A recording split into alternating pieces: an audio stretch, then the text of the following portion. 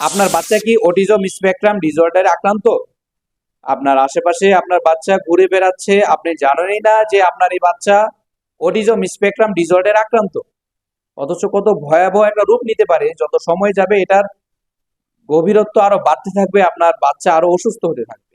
আমাদের যেসব বাচ্চারা কথা বলতে দেরিতে শিখে, যে বয়স চলে গেলে 1 বছর 1.5 বছর চলে গেলে বাবা মা দাদা দাদু করে ডাকতে থাকে, সেই সময়টাই সে আমাকে বাবা বলে ডাকছে না, মা বলে ডাকছে না, দাদা বলে ডাকছে না। বুঝতে হবে আমার বাবুর হয়তো কোনো সমস্যা রয়েছে। সে কেন অন্যান্য বাচ্চাদের মতো ডাকতেছে না, সে কেন আমার কলিজাকে ঠান্ডা করছে না, আপনি কেন এই রোগটাকে গুরুত্ব দিচ্ছেন না, তার এই লক্ষণকে গুরুত্ব দিচ্ছেন না। আপনার বাচ্চা হয়তো অটিজমে আক্রান্ত। আপনার বাচ্চার চোখের দিকে চোখে রেখে আপনি কথা বলতে চাচ্ছেন, কিন্তু কথা বলতে পারতেছেন না। আই কন্ট্যাক্ট করতে চাচ্ছেন, কিন্তু সে তাকাচ্ছে না, আপনার চোখের দিকে তাকায় না। মাসের পর মাস চলে যাচ্ছে, বছর চলে যাচ্ছে, কিন্তু আপনার সাথে চোখে চোখ রেখে কথা বলে না। আপনার আত্মীয় স্বজন ডাকতেছে, বাবু শোনো আমার কথা, কিন্তু তাকাচ্ছে না। কিন্তু আপনি বুঝতেছে না আপনার বাচ্চা অটিজমে আক্রান্ত রয়েছে। আপনার বাবু একই কাজ বারবার করতেছে। একটা খেলনা নিয়ে খেলতে থাকলে, একই সারিতে সাজাতে থাকলে কোনো খেলনা সেটা সাজাতেই থাকে, কোনো কিছু ধরতে থাকলে সেটা কে নিয়েই পড়ে থাকতে থাকে, কোনো জায়গায় হাঁটতে থাকলে সেখানে সোজা বরাবর হাঁটতে থাকে। একই কাজ বারবার বারবার করতে থাকে, কিন্তু আপনি গুরুত্ব দেন না। আপনার বাচ্চা অটিজমে আক্রান্ত হয়েছে, হয়তো গুরুত্ব দিন, সময় দিন। হয়তো এই রোগটা আরো ধীরে ধীরে আরো বড় আকার ধারণ করতে পারে। একা থাকতে পছন্দ করে, কারোর সাথে মেশে না।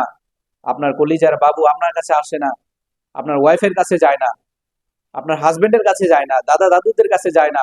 একা একা ঘোরের কোণে বসে খেলাধুলা করতে পছন্দ করে, নিজেকে সময় দিতে পছন্দ করে, মানুষের সাথে মিশতে চায় না, যেটা কিনা স্বাভাবিক বাচ্চাদের থেকে সে অনেক দূরে রয়েছে।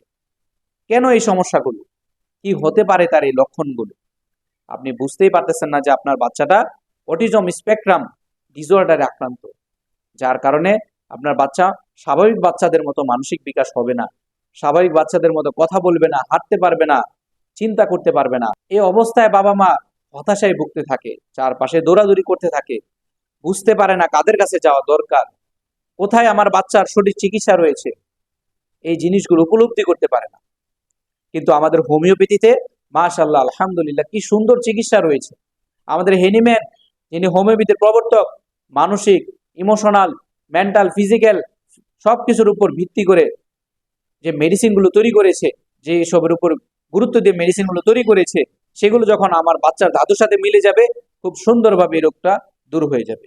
আর অবশ্যই সিঙ্গেল রেমেডির যে চিকিৎসা যারা করে তাদের শরণাপন্ন হতে হবে। এখন তো ভণ্ড হোমিওপ্যাথি চিকিৎসক ভরে গিয়েছে, যারা কিনা আপনার বাচ্চাকে নিয়ে ব্যবসা করতেছে, একের অধিক চিকিৎসা, একের অধিক ওষুধ দিয়ে বেশি বেশি বিল করতেছে, যার কারণে আপনার বাচ্চা সুস্থ হচ্ছে না, সঠিক চিকিৎসা পাচ্ছে না, আপনিও হতাশায় ভুগছেন, আপনার বাচ্চাও সুন্দর জীবনযাপন করতে পারতেছে না। আসুন সঠিক চিকিৎসা গ্রহণ করুন, আপনার বাচ্চাকে সুন্দর আশার আলো দেখান, বাঁচার স্বপ্ন দেখান। আপনিও বাচ্চার স্বপ্ন দেখুন, আপনার বাচ্চাকে নিয়ে সঠিক হোমিওপ্যাথি চিকিৎসা গ্রহণ করুন। ভালো থাকুন, সুস্থ থাকুন। আসসালামু আলাইকুম।